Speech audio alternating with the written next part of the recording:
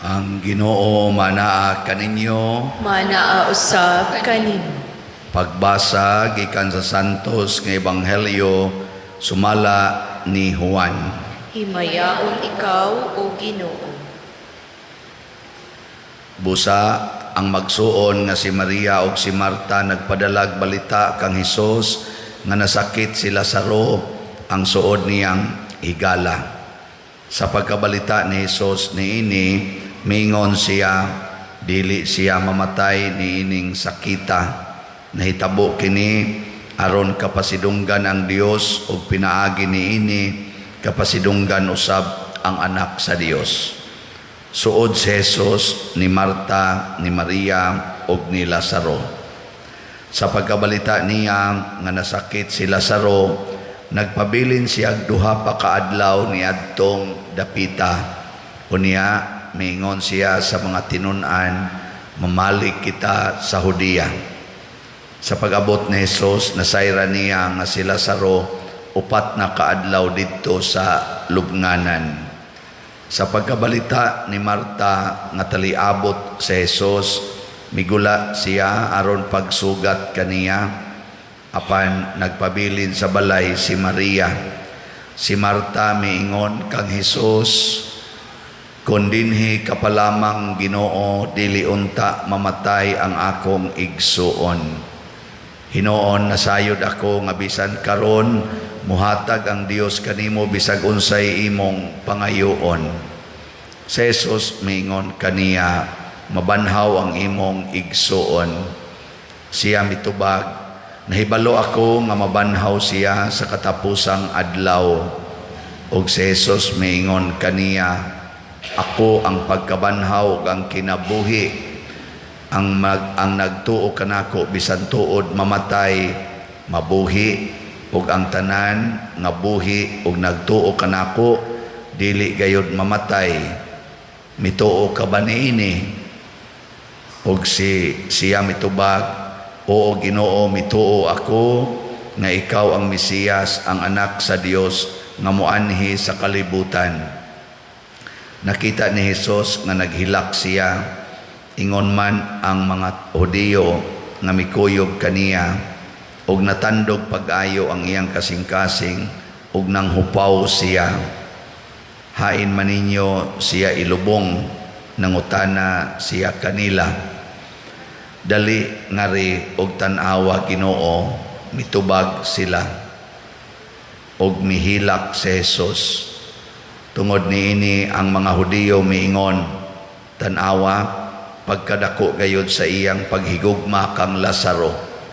Apan ang uban miingon usab, dili ba gipabuka man niya ang mga mata sa buta, nganong wala man siya makapugong sa kamatayon ni Lazaro.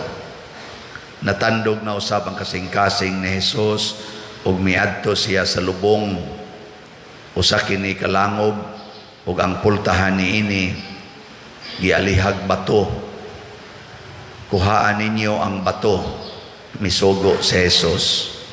Si Marta, ang igsuon sa namatay, miingon, Ginoo, baho na siya karon, kay upat naman kaadlaw nga gilubong siya.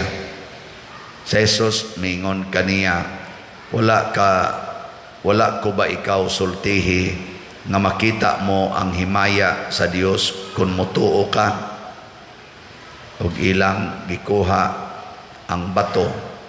Unya mihangad si Jesus ug miingon, Amahan, nagpasalamat ako kanimo nga namati ka kanako. Nasayod ako nga kanunay kang mamati kanako. Apan nagsulti ako niini tungod niining mga tao nga ania dinhi aron sila motuo nga ikaw maoy nagpadala kanako. Og human niya isulti kini, bisinggit siya kusog, Lazaro gula ngari. Og migula ang namatay nga binugkusan og mga bindahi ang iyang kamot og tiil, og ang iyang naong pinutos sa panapton. Badbari ninyo siya og palakta, giingnan sila ni Jesus. Daghan sa mga Hudiyo nga miduaw kang Maria nakakita sa gibuhat ni Jesus ug mituo sila kaniya. Ang Ebanghelyo sa Ginoo. Dayon ikaw, O Kristo.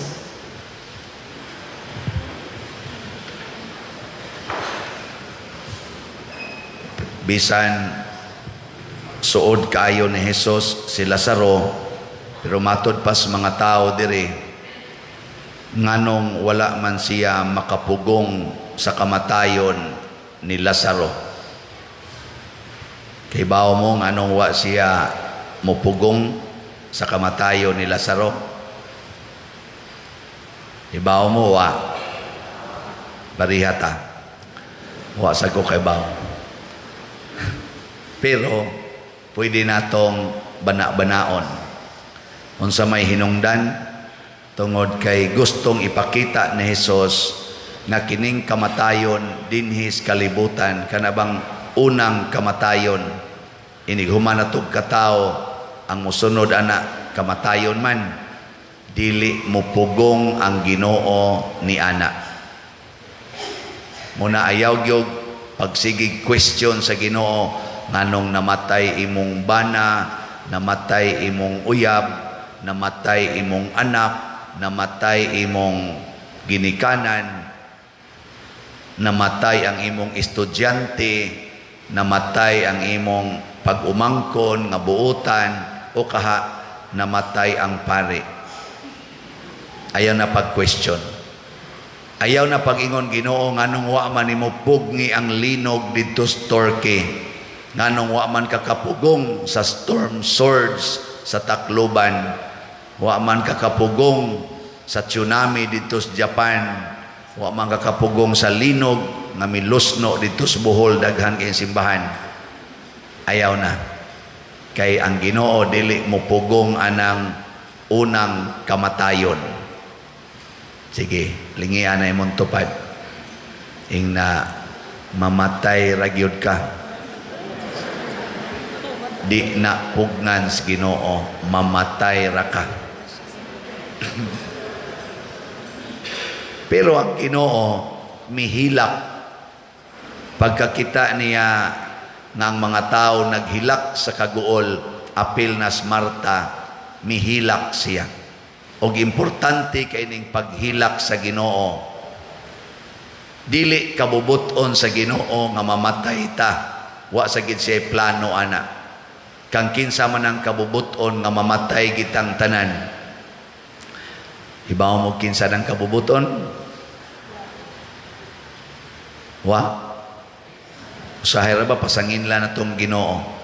Kabubuton na sa sala. Ang sala mo'y nagdaan ng unang kamatayon. Nya kay ang sala ni amas kalibutan, patay gitang tanan. Kinsa ninyo dinhi ang way sala ta sa kamot?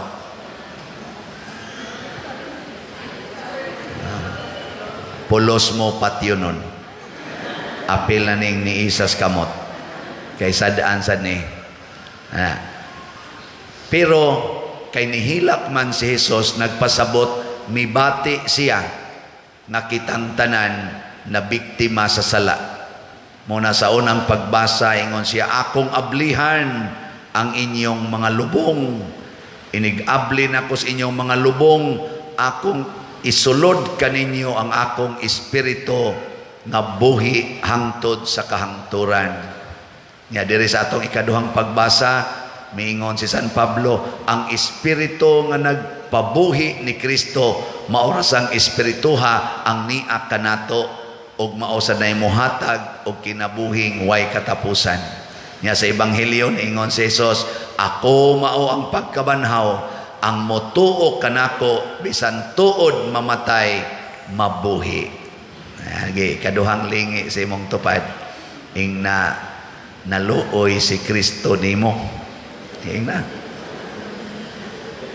na ba ing na naluoy si Kristo nimo kay mura naman na siyag na discourage mamatay gideta. naluoy si Kristo kanato. Mao na gaandam na pud siya og pagkabanhaw, resurrection. Gaandam siya ikaduhang kinabuhi. Kaya ang una natong kinabuhi kana mang pagkatao nato, kanang sigihan natong celebrate birthday nga mahadlok ra ba mong musulti sa pizza. And birthday na ko ugma, pila na edad, secret pa kada isulti na nga ang birthday ni Father Siano November 24, 1963. Ana aron kibaw mo pilay akong edad, aron mahibaw mo nga hapit na moabot nako ang first death. Labaw pa mo diha nga mga tiwasuno na kaignaw. Pero kay gikaluy-an man tas Ginoo, gihatag niya ang Espiritu Santo. Pero ang kondisyon, kinahanglan mo tuo taniya. Kinsa ninyo dinhi ang mituo sa Ginoo. Tasa kamot. So kanang wa mo isa mga impernohono na natanan. Sawan, tagaan ta mo second chance. Sige, tagaan second chance. Basin pagbabago. Kinsa dinhi ang mutuo ni Kristo. Gamay na lang ang wa mo isa. Ang natog, wa mo isa. Sige. Kinsa maning mutuo ni Kristo. Una, kinahanglan dili na ni siya mahigugma sa mga butang nga nias kalibutan. Matod pa ni Kristo, biyai ang tanan tungod kanako. Kinsa ninyo dinhi ang nahigugma ni Kristo labaw sa inyong kwarta. Taas ang kamot. Wa. Unsa man din. Anay nang isa, ana ra kutob.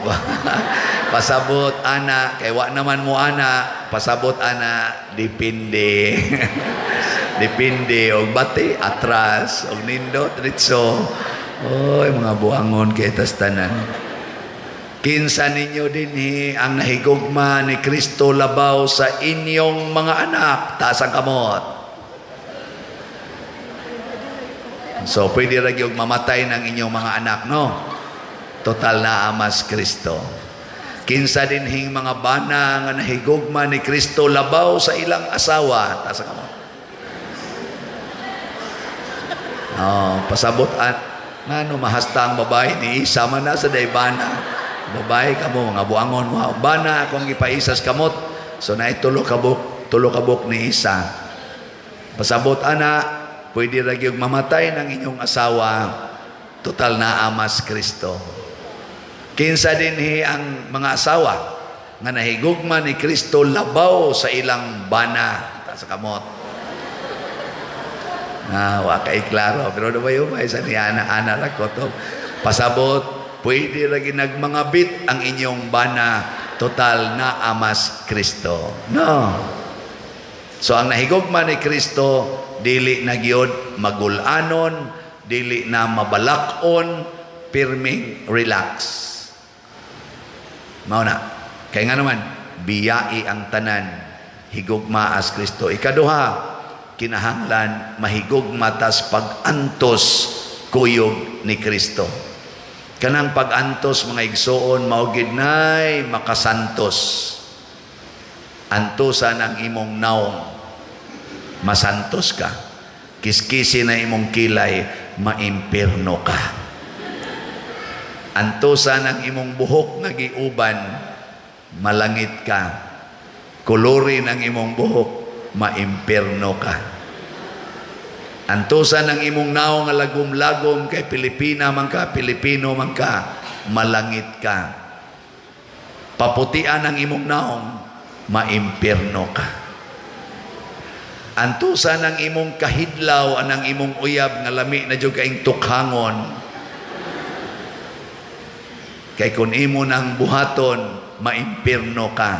Pero di na nimo hikap-hikapon, malangit ka. Sawan, okay? Okay ba dili? Anto sa ang pagpalit og slot kay malangit ka. Ayaw palit, maimpierno ka.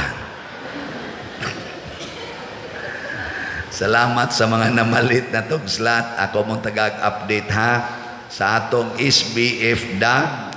Ang niantos nato og palit, nakapalit na sila, niabot na as of yesterday og 11,129 ka slots. Pakpak. Napay daghang antusonon, napay 64,871 ka slots.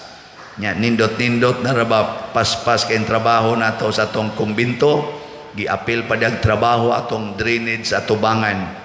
Sige, atong tan-awon kadiyot ang update sa atong trabaho dias kilid kay di man mo kalantaw dito tanan.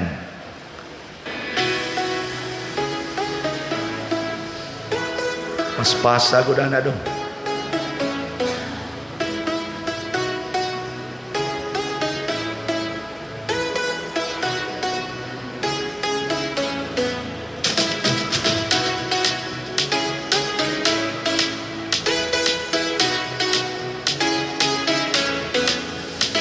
Hapit na makompleto pabarog ang tanang mga haligi. 19 man na kahaligi tanan. No, nalibot na ang atong area sa hall, gid nga area sa Tukoron na building.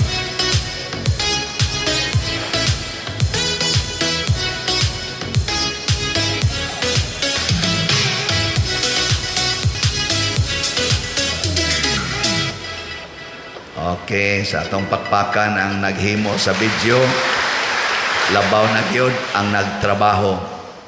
Salamat kayo niya sa ato sang special slot sa God's protection, healing and joy para sa atong pista og sa Holy Week. Nahalina na punta og 5,966 ka slots. Pakpak yapon. Salamat. Anaapay 39,034 ka slots. Kanunay gid natong i-update kay kining mopalit og slots, mao ni ang pagsunod ni Kristo. Kita mga igsoon, gipalit sadta ni Kristo, ang tawag ana gilukat kita ni Kristo. Gikan sa kamot sa yawa, gikan sa kamot sa sala. Iyatang gilukat. Unsa may ang gipalit? Wa siya mo palit pinaagi kwarta kay pobre man siya. Iyatang gipalit pinaagi sa tulo sa iyang dugo. Kada to sa dugo ni Kristo, one slot to siya. Nagto ang iyang dugo, one slot. Kita wa na taniya hangyuha nga mupaagas patag dugo, igo na para nato ang pagpaambit sa atong mga grasya ngadto sa uban dinhi sa simbahan o sa mga nanginahanglan. Sama ni Kristo ang tanan nga naa niya iyang gipaambit. Simbolism ani nga gusto ni Kristo nga magtinabangay ta. Paggawas ni Lazaro sa lugnanan na ay mga bugkos ang iyang lawas kay puston manas una og bindahi ang patay. Unsay giingon ni Kristo? Badbari siya sa mga bindahi. Og sa iyang giingon, og palakta siya, tagai og kagawasan nga mulambo. Daghan sa ato mga kaigsuonan karon, labi na sa mga kabus, gigapos in taon sa tumang kalisod. Wa badbari, giulipo na hinoon. Basin ang imong anak, wa na nimo palakta. Inigdayong lakaw, day kagingon, pantay ka na. Palakta. Imong bana gustong mo adto silingan katong mubog short basig imong kasaban, palakta. Imong asawa basig gustong mo kuyog spare nya ari mo higda tipon spare, palakta. No. Sabot set free. Tagai og kagawasan. Kaning pulong Lazaro. Gigamit sa ni kausa ni Kristo sa paghatag o comparison sa kinabuhi. Adunay dato nga porting kaon sa iyang bahandi, sa iyang pagkaon, samtang adunay kabos nga ginganlag Lazaro sa bakba sa iyang pultahan, nangayo og mumho sa iyang gikaon. Ang Lazaro di ay pasabot kabos o nanginahanglan. Imong tupad lingia ing naay Lazaro sa inyo. Naay Lazaro sa inyo. Kanang nanginahanglan ba? Basin kamong mga bata, ang inyong ginikanan nanginahanglan sa inyong time o sa inyong pag-abag. Sige lang mo ng cellphone, sige lang mo ng TikTok. Basin sad mga ginikanan ang inyong anak nanginahanglan sa inyong pagsabot o sa inyong pagsuporta sa ilang mga ambitions kinabuhi. Sige lang mo yaw-yaw, sige lang mo yaw-yaw. Basin o niya kamo nanginahanglan sad mo nga di na mo papalitog slat sa pare. Ang pare, sige lang yung baligya. Ako mong iset free. Ako mong ingnon, ayaw na lang mo pamalit kung gusto mong muadtos impierno. Pero kung gusto mong malangit, kuyog ta, mamalit na ta. Slat pa more. Di ba? Sige, manindog na ta, mga slatters.